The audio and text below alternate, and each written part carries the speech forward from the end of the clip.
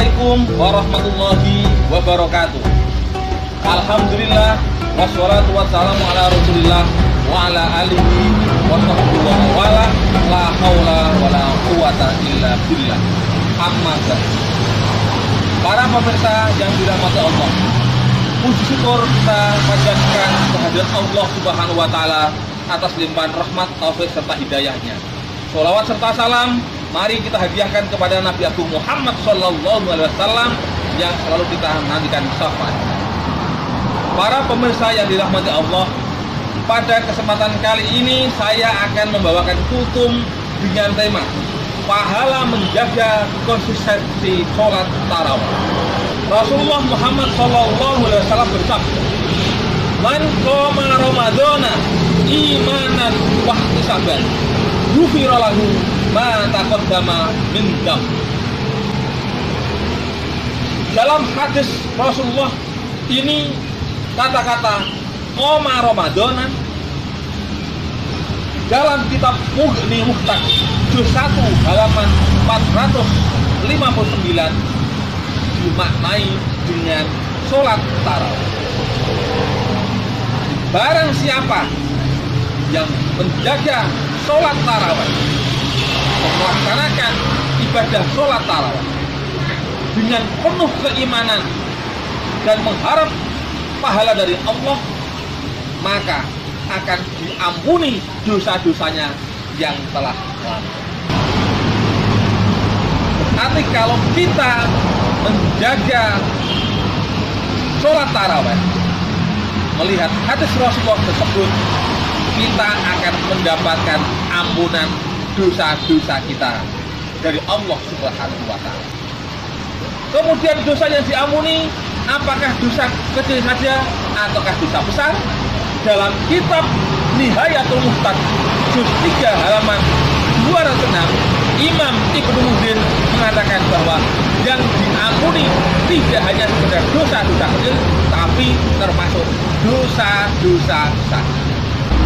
Pahala menjaga konsistensi sholat tarawih yang pertama adalah diampuni dosa-dosa kita ketika kita benar-benar bertobat kepada Allah, mohon ampun kepada Allah, baik itu dosa kecil maupun dosa besar akan diampuni.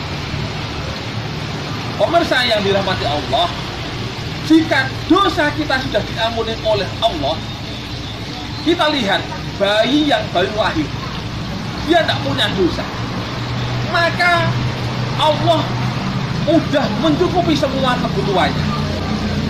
Saat bayi lapar, dia minta makan, tidak perlu ngomong minta makan, maka ibunya langsung memberikan air. Saat buang hajat,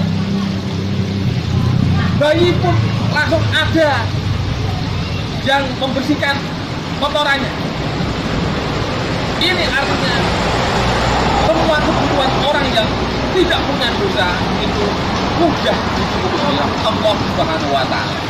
Jadi pahala menjaga konsistensi sholat tarawih yang kedua adalah kebutuhannya lebih mudah dicukupi oleh Allah Subhanahu wa taala.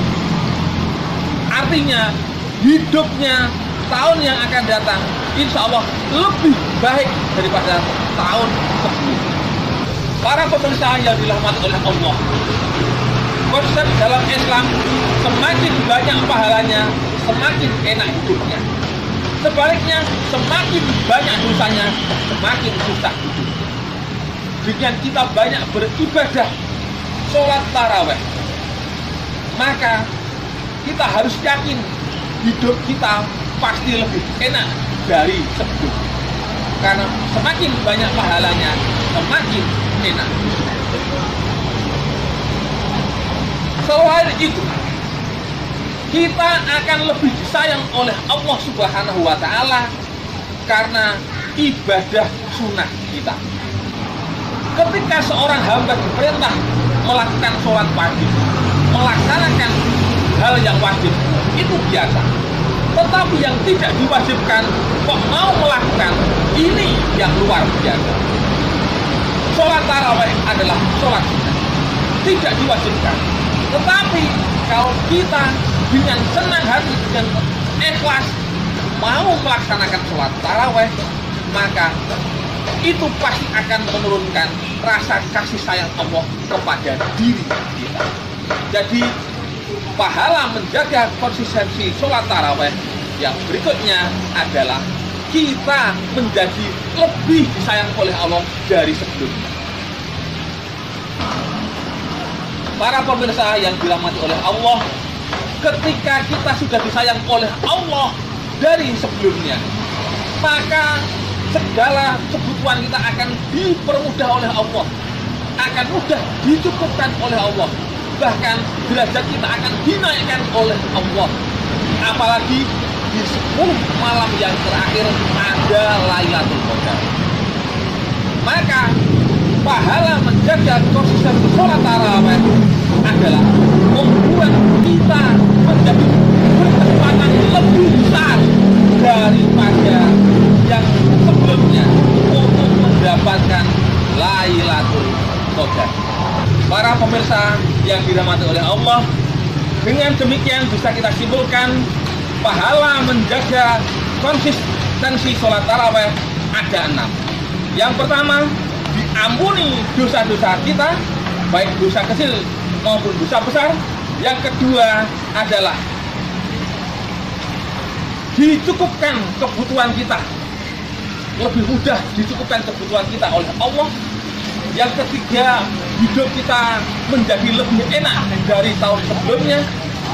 Yang keempat, kita menjadi sayang oleh Allah dari sebelumnya. Yang kelima, dinaikkan derajat kita oleh Allah. Dan yang keenam adalah kita berkesempatan kemungkinan mendapatkan Lailatul Qadar lebih besar dari sebelumnya. Demikian yang dapat saya sampaikan. Terima kasih jika ada hal yang kurang berkenan. Billahi taufiq wal hidayah. Wassalamualaikum warahmatullahi wabarakatuh.